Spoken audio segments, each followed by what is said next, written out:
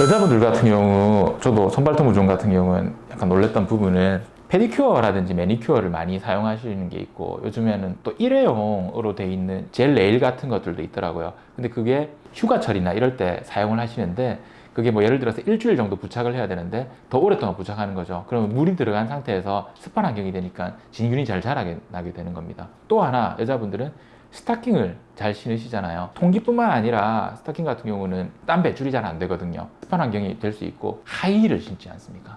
하이힐을 신으시는 부분들이 있다 보니까 이 무좀균이 자라기 좋은 환경을 더 만들어주는 게 있습니다. 그런 상태에서 매니큐어라든지 페디큐어라든지 이런 것들을 하게 되니까 손발톱 무좀 같은 경우 발생했던 게 점점 더 진행을 하는데 진행을 여부를 모르는 경우도 많이 있습니다. 특히나 여자분들은 감추는 경향이 있고, 아무래도 좀 무좀에 대한 인식 자체가 달라서 그런데, 실제로 아까도 말씀드렸다시피 이게 환경을 더럽게 한다든지 이렇게 해서 발생하는 건 아니거든요. 워낙에 대중탕이라든지 이런 곳에 많습니다. 지금 다 뿌려져 있습니다. 본인 스스로가 피하기 어렵기 때문에 항상 집에 와서 통기가 잘 되는 신발, 통기가 잘 되는 양말 신고, 자주 갈아 신고, 깨끗하게 씻고 잘 말려주고, 이런 부분들이 필요합니다.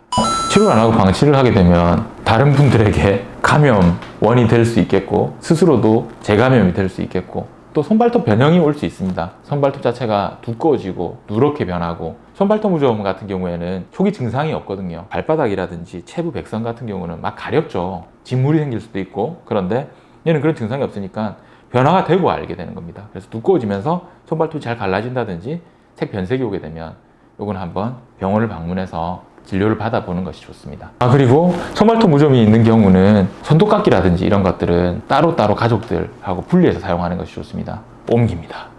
10회 정도를 기본으로 시작하는데 15회 정도까지도 하고요. 긴 경우는 20회 정도까지도 시술을 받을 수 있습니다. 이러면 일주일에 한 번이라고 해도 와, 꽤 길죠? 이게 잘 안 나와서 그렇습니다. 잘 안 나는다는 게 어떤 의미냐면, 재발을 잘하고 완전히 치료를 끝내지 않았는데 치료를 중단하는 경우가 있고요. 그러니까 치료의 단절, 재발, 또 재감염도 있습니다. 재감염도 있을 수 있죠. 내가 다 나았는데 신발에 있었던 거죠.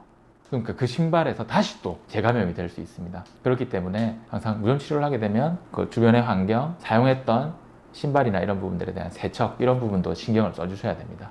저는 없습니다. 나았죠. 손발톱 무좀은 없었고 발에 무좀이 생겨서 깜짝 놀랐는데, 제가 발에 땀이 많거든요. 그래서 두 단위 치료를 하여, 대표님 한번 받아볼래요? 하나도 안 아파. 네. 오랫동안 치료했는데 치료가 덜 됐다, 이런 경우, 그런 케이스. 그리고 부작용은 특별히 없죠. 하지만 이제 치료받을 때 그런 부분들이 있죠. 원래라면 사실은 무좀균을 가지신 분들 같은 경우에는 치료 전에 발을 깨끗이 하고 오시는 게 필요하고, 치료 후에는 다른 양말을 신는 게 좋죠.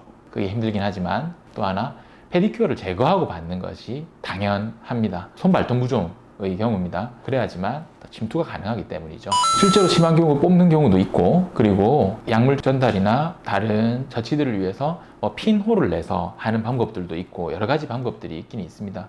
네, 아무래도 뭐 외출이라든지 출타 후에 집에 왔을 때는 뭐 너무 뻔한 얘기긴 한데 손발을 깨끗이 씻어야 되고요. 잘 말려주는 게 필요하겠죠. 아무래도 습한 환경에서는 진균 자체가 더 잘 자랄 수 있습니다.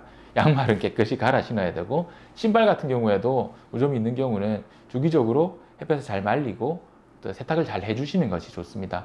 그런 생활 환경의 개선이 필요합니다. 아까도 말씀드렸지만 습한 환경에 많이 노출되는 경우는 아무래도 무좀 발생률이 더 높을 수 있겠죠. 그런 경우는 조금 더 발을 잘 말리고 깨끗하게 씻고 하는 생활 패턴의 변화가 꼭 필요합니다.